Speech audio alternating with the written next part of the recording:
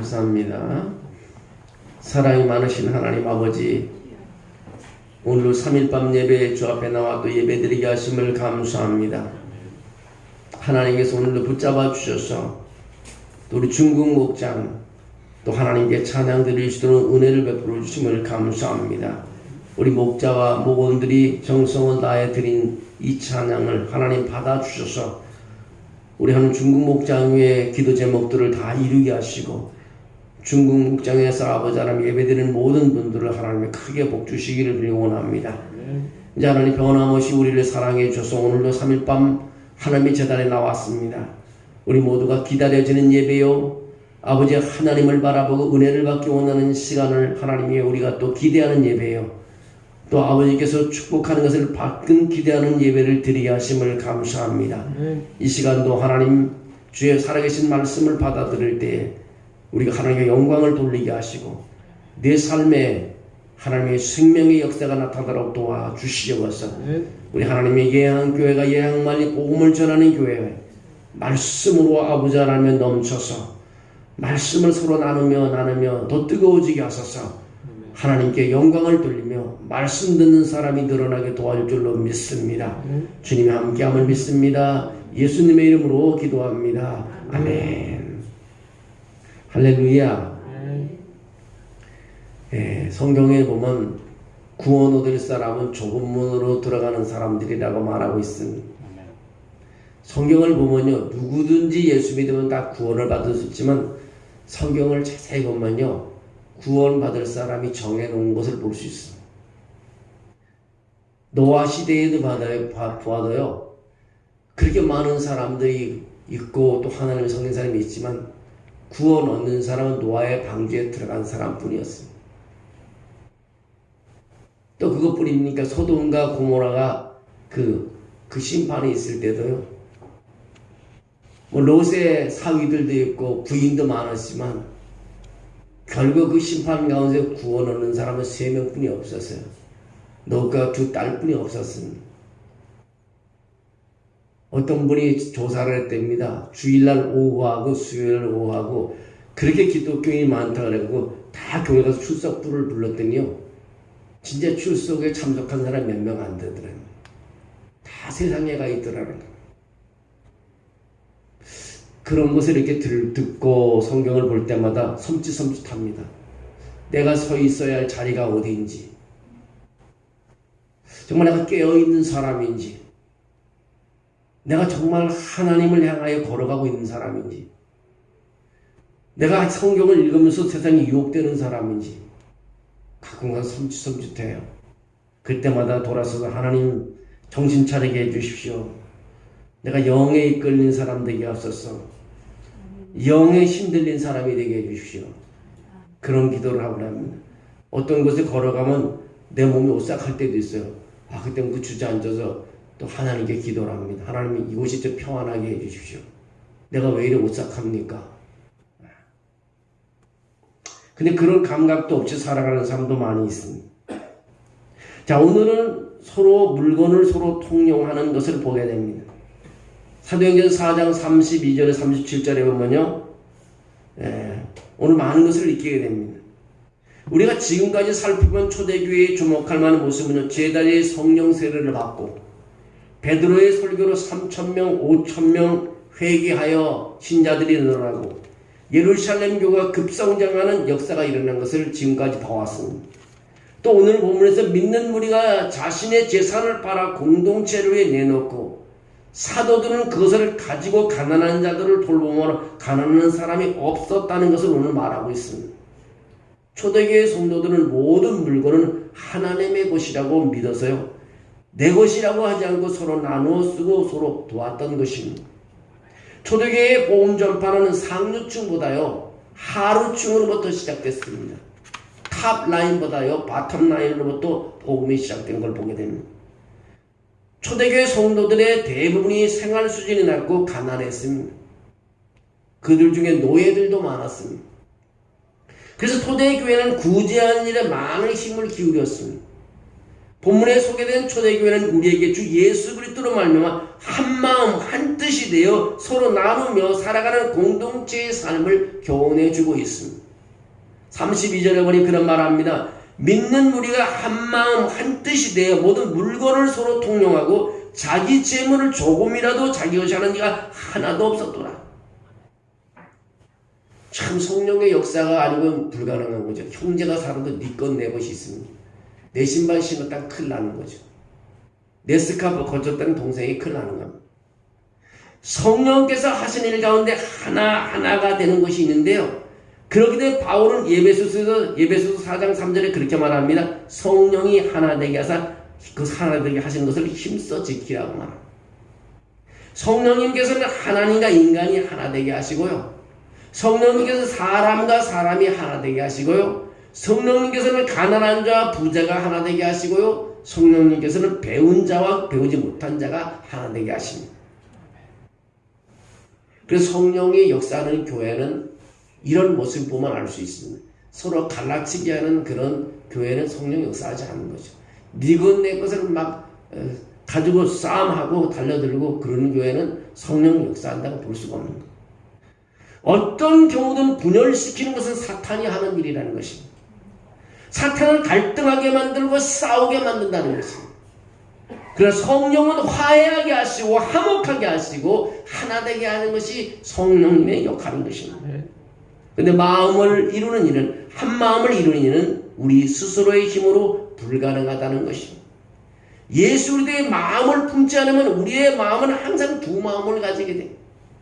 선을 행하는 마음과 악을 행하는 마음이 있습니다.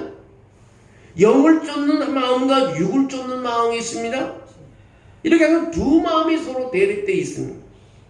사도 바울과 어떤 사람도 오랫동안 이 두 마음의 싸움을 인해 힘들어했습니다.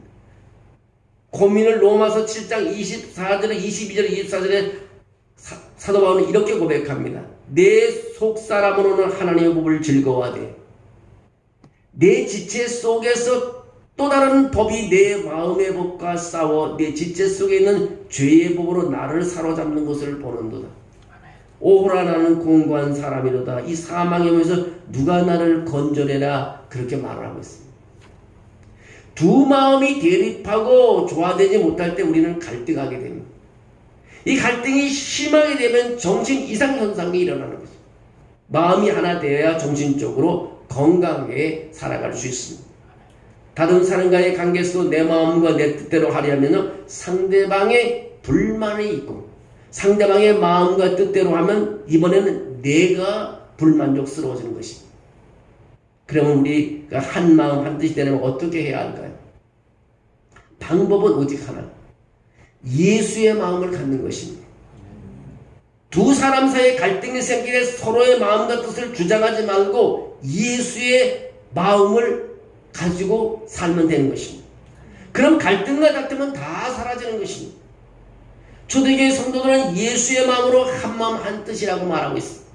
예수님의 마음은 온유하고 겸손합니다. 다른 사람을 무시하지 않고 나보다 남을 낮게 여긴다고 말하고 있습니다. 그러면 초대교회 성도들이 한 마음 한 뜻으로 한 일은 한 마음 한 뜻으로 한 일은 무엇입니까? 모든 물건을 서로 통용한 일인 것입니다. 강제에 의해서 한 것이 아니고 자발적으로 한 것입니다. 제도와 규칙을 만들어 놓고 지키라고 해서 한 것이 아니라 스스로 한 것입니다. 어떻게 서로 물건을 통용하고 자기 재산을 내어놓고 자기 것을 주장하지 않을 수 있을까요? 우리 인간의 이기적인 마음으로는 거의 불가능에 가까운 일을 어떻게 할 수 있을까요? 그것은 믿음 안에서 근본적인 인간성이 변했기 때문입니다. 성령으로 말미암아 새 사람으로 변화되었기 때문인 것입니다. 사도들이 큰 권능으로 주 예수의 부활을 증언하니 무리가 큰 은혜를 받았다고 했습니다. 초대교회에서 모든 물건을 서로 통용하게 된 사도들의 설교로 비롯되었습니다. 사도들이 큰 권능으로 주 예수의 부활을 전하자 무리들이 큰 은혜를 받았고 그 결과 아낌없이 나눠주어 예수님의 마음을 품게 되었다는 것입니다. 그러면 예수님의 마음을 품은 결과는 어떻게 나타났을까요? 34절에 35절에 보면 그렇습니다. 그 중에 가난한 사람이 없으니 이는 밭과 집 있는 자는 팔아 그 판 것의 값을 가져다가 사도들의 발 앞에 두매 그들이 각 사람의 필요를 따라 나누어 줌이라고 말합니다. 초대교회는 가난한 자가 없었습니다. 본문을 보면 그 이유가 설명되고 있습니다. 가진 자들이 아낌없이 나누어 주었기 때문인 것입니다. 구제는 선한 일인 것입니다. 오늘날도요, 가진 사람이 풀어놓으면 가난한 사람이 있을 수가 없어요. 충분히 살고도 합니다. 가진 자들이 내놓지 않기 때문에 그런 것입니다. 오늘 이 선한 일, 가진 것을 내놓으면 하나님께서 기뻐하신 일이라는 것입니다. 기도하지 않고 분별력이 없어도 인간성의 정을 가지고 구제하려고 하는 상대와 자신에게 유익이 없고 때로는 구제하는 일로 상처를 입고 어려움을 당할 때도 있습니다. 그렇기 때문에 구제는 신중할 필요가 있습니다. 가장 흔한 구제의 문제는 구제를 통해서 자신을 드러내고 자랑하는 것입니다. 이런 문제 때문에 예수님은 구제할 때 오른손이 하는 것을 왼손이 모르게 하여 내 구제함을 은밀하게 하라고 마태복음 6장에 말하고 있습니다. 밭과 집 있는 자는 팔아 그 판 것의 값을 가져다가 사도들 발 앞에 두라고 말합니다. 이것은 은밀하게 구제하라는 예수의 말씀을 가장 실제적으로 적용한 것입니다. 자신이 직접 하지 않고 교회를 통해서 하라는 것입니다. 개인이 나서다면 자신을 드러내는 일이 되지만 교회를 통해서는 예수님이 드러나게 된다는 것이, 이것이 바로 하나님께 영광이 된다는 것입니다. 사람들이 지니고 있는 자연스러운 충동 가운데 숨기고 싶은 것은 사실 나타내야 할 것이고 나타내고 싶은 것은 차라리 숨겨야 할 경우가 많습니다. 사람들은 구제하고 선행한 일을 나타내고 싶어 합니다. 그러나 충동을 누르고 숨겨야 합니다. 그리고 잊어버려야 합니다. 그래 은밀한 중에 오시는 하나님께서 갚아주신다고 마태복음 6장 4절에 말하고 있습니다. 36절에 보면 구브로에서 난 레위족 사람이 있으니 이름은 요셉이라 사도들이 일컬어 바나바 번역하면 위로의 아들이라 하니 시대마다 사람 앞에서 인정을 받는 탁월한 헌신자들이 나타납니다. 초대교회에 누가 나타나냐면 바나바라는 사람이 바로 그런 사람입니다. 바나바는 바울과 함께 1차 선교여행을 했던 사람입니다. 바울이 교회를 박해하다가 회개하였으나 사람들이 그의 변화를 믿지 못하고 사귀기를 거부할 때 바울의 참된 변화를 알고 그를 적극적으로 천거하여 일할 수 있도록 했던 사람이 누구냐? 바나바라는 사람입니다. 그가 이제 사도행전에서 처음으로 등장하고 있습니다.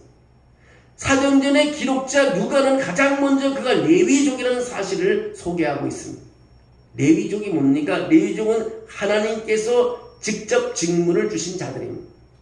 그들의 직무는 제사장 아론과 그 아들들을 수종들에게 연합하는 직무, 언약궤를 옮기는 직무, 성막에서 다양한 봉사의 직무를 담당했습니다. 레위족은 이런 직무를 담당했기 때문에 그들은 이스라엘의 11조에 가지고 생활했습니다. 하나님의 말씀이 무너지고 율법이 제대로 지켜지지 않는 시대에는 사람들이 11조를 제대로 내지 않았기 때문에 그들의 삶은 매우 어려웠습니다. 이런 레위족의 후손인 바나바는 사도들을 통하여 예수의 복음을 듣고 예수 그리스도 안에서 참된 하나님을 만남으로 율법의 삶에서 복음적인 삶으로 변화되었습니다. 바나바는 하나님의 참 사랑을 알고 예수 그리스도의 대속의 사랑을 깨닫기 때문에 그동안 내 것으로 알고 움켜줬던 재물을 사도들의 발 앞에 다 내어놓았습니다. 바나바의 본래 이름은 요셉이었지만 사람들은 그를 바나바라고 불렀습니다. 바나바는 번역하면 위로의 아들이라는 뜻입니다. 별명이라는 것은 그 사람의 특성에 맞춰 만들어집니다. 따라서 별명은 그가 어떤 인물인지 짐작할 수 있게 해주었습니다. 요셉이 바나바 즉 위로의 아들이라는 별명을 얻은 것은 그가 평소에 성도들을 위로하고 권고하며 말씀을 잘 가르쳤기 때문입니다. 37절에 보면 그가 밭이 있음에 팔아 그 값을 가지고 사도들의 발 앞에 두니라고 37절에 말하고 있습니다. 바나바의 구제 사업을 간단히 소개하고 있습니다. 초대교회 성도들 중에는 가난한 자와 노예가 많았다고 했습니다.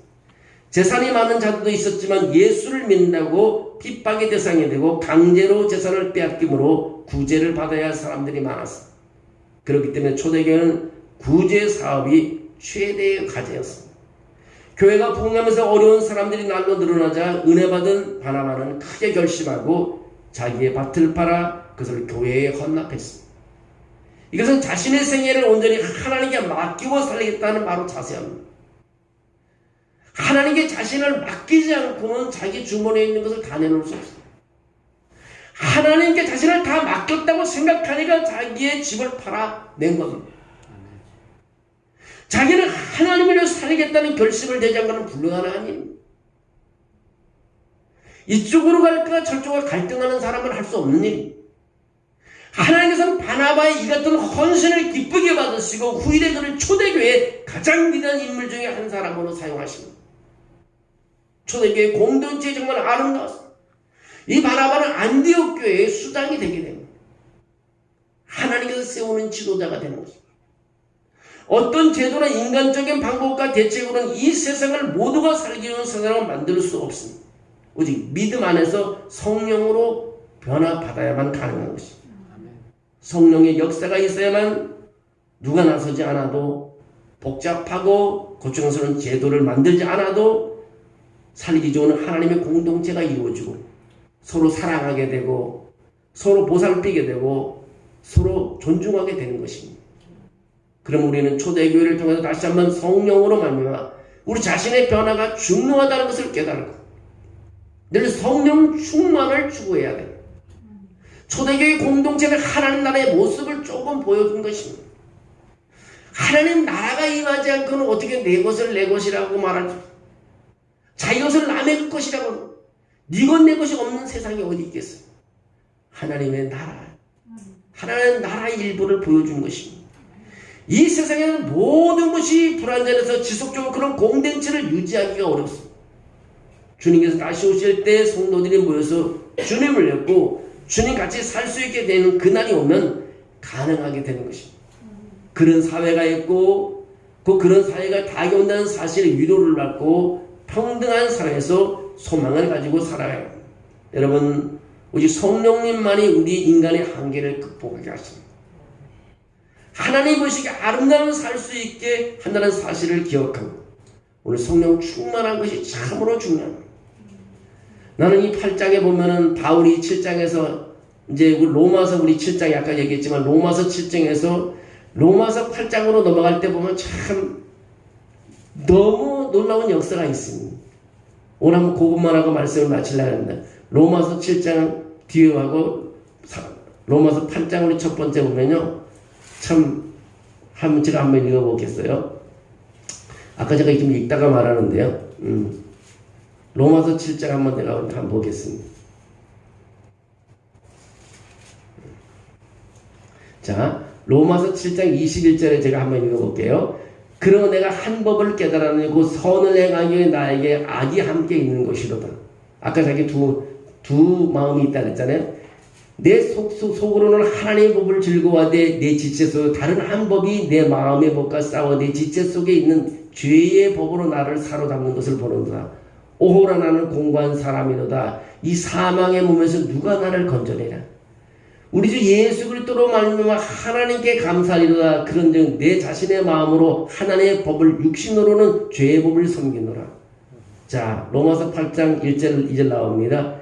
그러므로 이제 그리스도 예수 안에 있는 자에게는 결코 정죄함이 없나니 이는 그리스도 예수 안에 있는 성령의 생명의 성령의 법이 죄와 사망의 법에서 나를 해방하였습니다. 여러분, 바울이 두 마음에 있는 그것을 해결할 수 있는 것은 오늘 로마서 8장 2절입니다. 그리스도 예수 안에 있는 생명의 성령의 법이 죄와 사망의 법에서 해방되었다는 것입니다. 오늘 성령의 역사가 나에게 일어나니까요. 세상의 법이 다 물러가는 것입니다. 그런 갈등이 있는 것도 성령이 나에게 임하니까 갈등이 다 사라지는 것입니다. 내가 문제를 안고 지금까지 살아온 것도요. 성령이 나에게 밀려오니까 다 사라져가는 것입니다. 얼마나 갈등이 많겠어요. 이것을 평정으로 이끌 것은 하나님의 영이 나에게 임하면 모든 것이 해결된다는 것입니다. 그것이 바로 성령님이신 것입니다. 오늘 초대교회에 이런 역사가 일어나는 것은요. 성령님께서 역사하시고 주님의 나라가 거기 임했다는 것입니다. 우리가 멀지 않아 가야 할 것이 바로 이런 나라는 것입니다. 우리가 서로 싸움 있는 곳에도 성령님이 임하시면요 다 해결되고, 몸이 아프고 괴로워하는데도 성령이 임하면 여러분 위로를 받을 수 있고요. 여러분의 가족이 말 못하는 힘든 일도 있고 성령이 여러분에게 임재하게 되면요 그런 문제가 해결될 수 있습니다. 오늘 하나님의 영이 여러분에게 임하기를 바라면서 여러분도 오늘도 끊임없이 주님을 바라보시는 사람이 됐으면 좋겠습니다. 우리가 기도를 많이 하면 할수록요 주님이 나에게 은혜를 많이 주십니다. 기도만이 사는 길입니다. 어떤 목사님은 그런 말을 합니다. 내가 기도를 많이 하면 어두운 세력에 이끌리게 되기 때문에 기도를 많이 할 수 없다는 거죠. 내 삶을 뺏기는 삶이 세상에 뺏기는 삶이 된다는 거예요. 내가 기도를 해야 하나님의 일을 하고 하나님의 일을 사역을 감당할 수 있는 거지, 기도하지 않으면 세상에 삶 속에 내가 모든 것이 다 세상의 노예가 되게 됩니다. 어떤 분은 하루를 내가 처음에 기도하지 않으면은 온종일 내가 기쁨이 없다는 거예요. 내가 어제 첫 시간을 주님께 드려야지 세상을 내가 첫 시간을 드릴 수 없다 해서 끝까지 첫 새벽 기도를 하는 그런 기도라는 그런 책들을 옛날 수백 년 전에 쓴 책들을 읽어보면 그런 눈을 뜨면 먼저 하나님께 내가 모든 것을 드려야 시간을 드렸다. 첫 시간을 하나님께 드려야 되겠다고 그러는 기도를. 세상을 향해 첫 시간을 세상에 첫 시간을 드릴 수 없다는 거예요. 그래야 하나님이 안 도와줄 수 없는 것이. 오늘 우리 초대교회 굉장히 성령의 이제 파도가 계속 밀어붙입니다. 오늘 5장까지 밀어붙였습니다. 이제 어디까지 가나 보시죠. 여러분에게까지 밀려가고 여러분의 가정에 밀려갈 것입니다. 아마 사도행전 28장이 끝날 때 되게 되면 아마 성령의 충만함으로 우리에게 넘쳐날 줄로 믿습니다. 여러분의 삶 속에서 이번 설 명절 가운데도 어디에 머물러 있든 성령의 충만한 삶으로 갈등이 없고 정말 행복하고 좋은 언어들이 오가는 그런 멋진 명절이 되시기를 주의 이름으로 축원합니다. 사랑이 많으신 하나님 감사합니다. 믿음으로 오늘도 하나님의 말씀을 들고 우리가 하나님 또 예배를 드리게 하심을 감사합니다.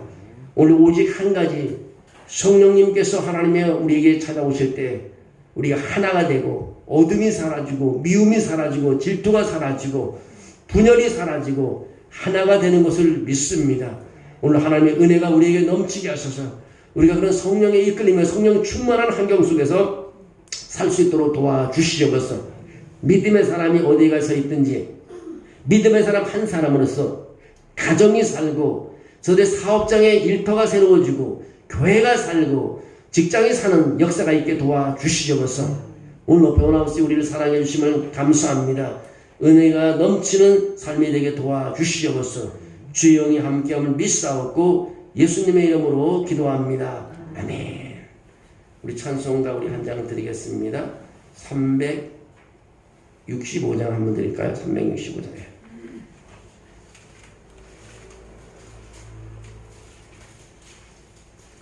네, 마음속에 근심 있는 사람 한번 드리겠습니다. 간절히 드리고 한번 우리 기도하겠습니다.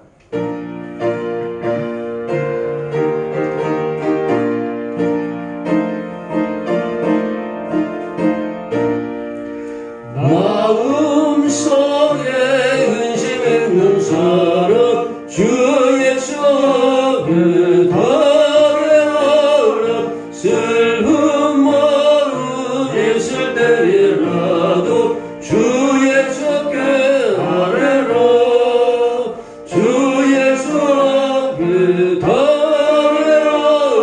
주님의 친구니 무엇이나 근심하지 말고 주 예수께 아뢰라.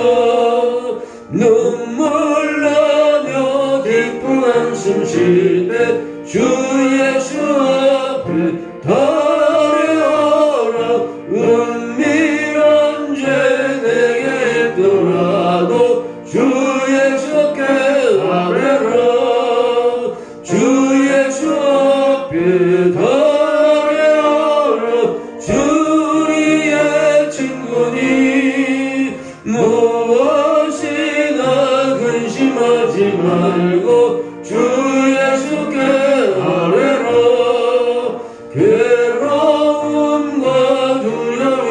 있을 때 주 예수 앞에 달려라. 내일 일을 염려하지 말고 주 예수께 아뢰라. 주 예수 앞에 달려라. 주 우리의 친구니 무엇이나 근심하지 말고 주 예수께 아뢰라. 죽음 앞에 겁을 내는 자여 주 예수 앞에 달려라. 하늘나라 바라보는 자여 주 예수께 아뢰라. 주 예수 앞에 달려라. 주 우리의 친구니 무엇이나 근심하지 말고 주 예수께 아뢰라. 우리 기도하겠습니다. 기도 제목은 이제 이번 주일이 지나가면 사순절이 시작, 14일부터 사순절이 시작됩니다.